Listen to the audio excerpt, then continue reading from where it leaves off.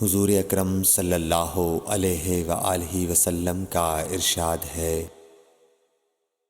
تمام اعمال کا دار و مدار نیت پر ہے، اور ہر عمل کا نتیجہ ہر انسان کو اس کی نیت کے مطابق ہی ملے گا۔ پس جس کی ہجرت دولت دنیا حاصل کرنے کے لیے ہو یا کسی عورت سے شادی کی غرض سے ہو، پس اس کی ہجرت انہی چیزوں کے لیے ہوگی جن کے حاصل کرنے کی نیت سے اس نے ہجرت کی۔ صحیح بخاری حدیث نمبر 1۔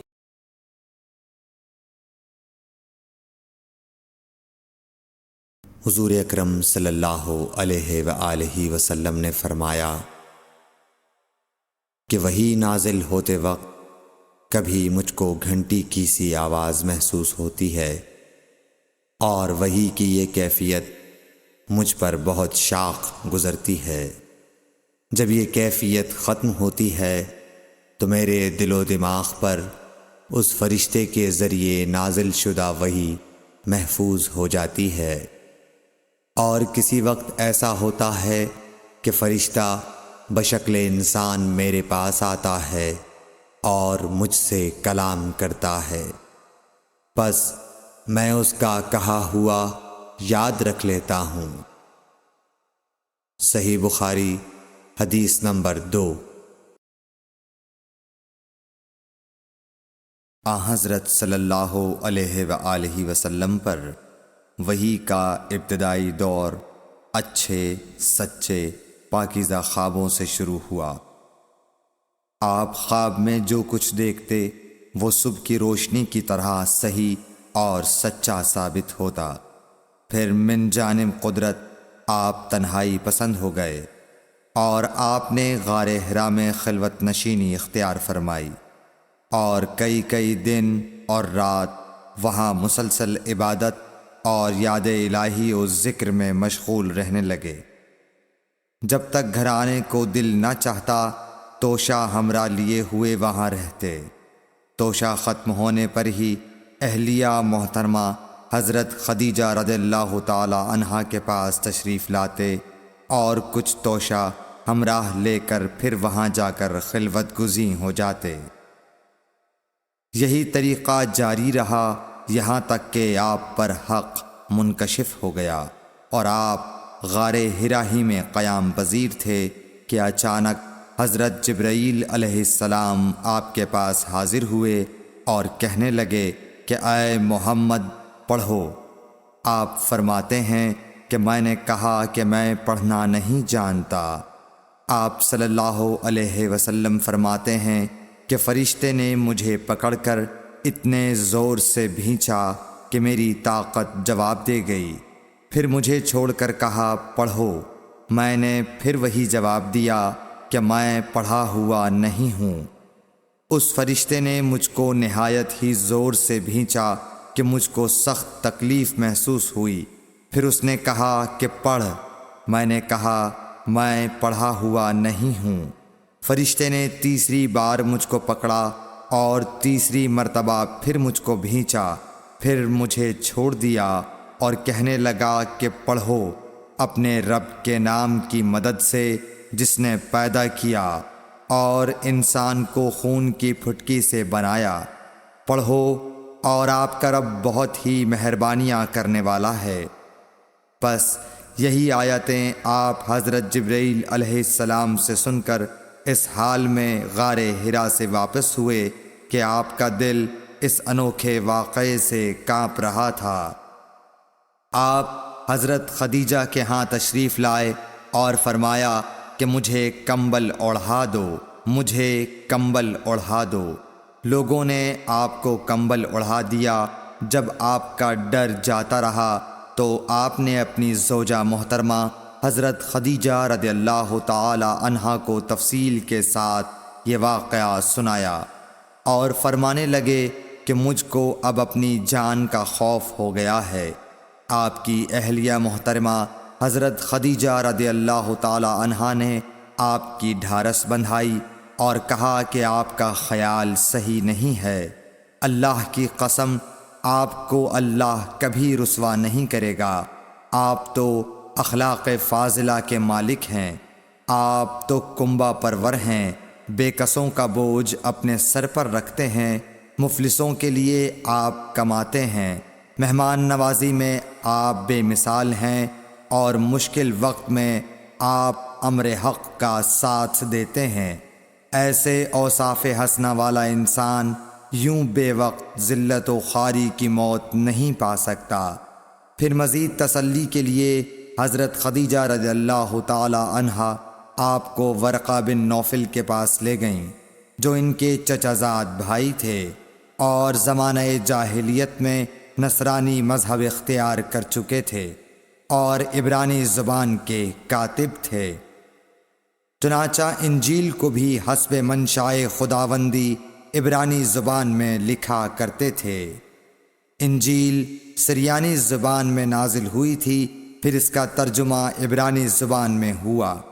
ورقہ اسی کو لکھتے تھے۔ وہ بہت بوڑھے ہو گئے تھے، یہاں تک کہ ان کی بینائی بھی رخصت ہو چکی تھی۔ حضرت خدیجہ رضی اللہ تعالی عنہا نے ان کے سامنے آپ کے حالات بیان کیے اور کہا کہ اے چچا زاد بھائی، اپنے بھتیجے محمد صلی اللہ علیہ وسلم کی زبانی ذرا ان کی کیفیت سن لیجئے۔ وہ بولے کہ بھتیجے، آپ نے جو کچھ دیکھا ہے اس کی تفصیل سناؤ۔ چنانچہ آپ صلی اللہ علیہ وآلہ وسلم نے از اول تا آخر پورا واقعہ سنایا، جسے سن کر ورقہ بے اختیار ہو کر بول اٹھے کہ یہ تو وہی ناموس معزز رازدان فرشتہ ہے جسے اللہ نے حضرت موسیٰ علیہ السلام پر وحی دے کر بھیجا تھا۔ کاش میں آپ کے اس عہد نبوت کے شروع ہونے پر جواں عمر ہوتا، کاش میں اس وقت تک زندہ رہتا جب کہ آپ کی قوم آپ کو اس شہر سے نکال دے گی۔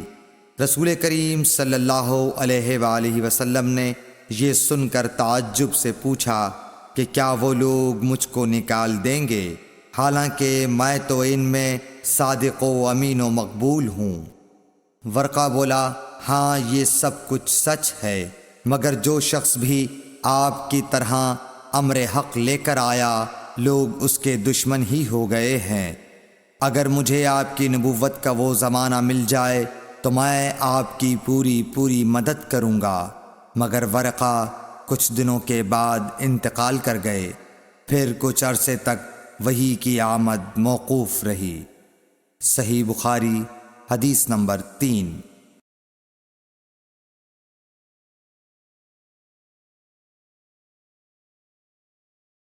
حضور اکرم صلی اللہ علیہ وآلہ وسلم نے وحی کے رک جانے کے زمانے کے حالات بیان فرماتے ہوئے کہا کہ ایک روز میں چلا جا رہا تھا کہ اچانک میں نے آسمان کی طرف ایک آواز سنی، اور میں نے اپنا سر آسمان کی طرف اٹھایا۔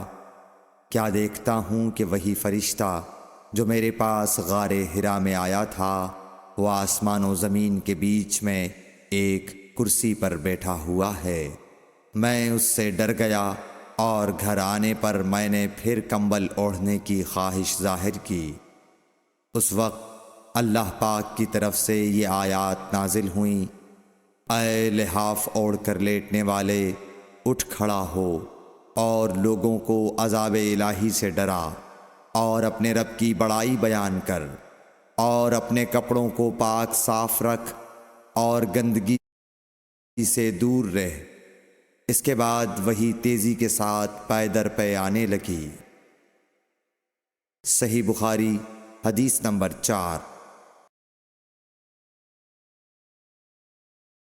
رسول اللہ صلی اللہ علیہ وآلہ وسلم نزول قرآن کے وقت بہت سختی محسوس فرمایا کرتے تھے، اور اس کی علامتوں میں سے ایک یہ تھی کہ یاد کرنے کے لیے آپ اپنے ہونٹوں کو ہلاتے تھے۔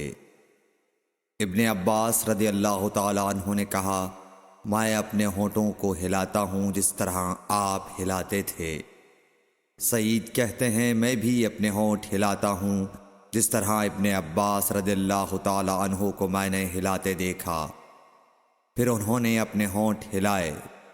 ابن عباس رضی اللہ تعالیٰ عنہ نے کہا، پھر یہ آیت اتری کہ اے محمد، قرآن کو جلد جلد یاد کرنے کے لیے اپنی زبان نہ ہلاؤ، اس کا جمع کر دینا اور پڑھا دینا ہمارا ذمہ ہے۔ حضرت ابن عباس رضی اللہ تعالیٰ عنہ کہتے ہیں، یعنی قرآن آپ صلی اللہ علیہ وآلہ وسلم کے دل میں جمع دینا اور پڑھا دینا ہمارے ذمہ ہے۔ پھر جب ہم پڑھ چکے تو اس پڑھے ہوئے کی اتباع کرو۔ ابن عباس رضی اللہ تعالیٰ عنہ فرماتے ہیں، اس کا مطلب یہ ہے آپ اس کو خاموشی کے ساتھ سنتے رہو، اس کے بعد مطلب سمجھا دینا ہمارے ذمہ ہے۔ پھر یقیناً یہ ہماری ذمہ داری ہے کہ آپ اس کو پڑھو، یعنی اس کو محفوظ کر سکو۔ چنانچہ اس کے بعد جب آپ کے پاس حضرت جبرائیل علیہ السلام وحی لے کر آتے تو آپ توجہ سے سنتے، جب وہ چلے جاتے تو رسول اللہ صلی اللہ علیہ وسلم اس وحی کو اس طرح پڑھتے جس طرح حضرت جبرائیل علیہ السلام نے اسے پڑھا تھا۔ صحیح بخاری حدیث نمبر 5۔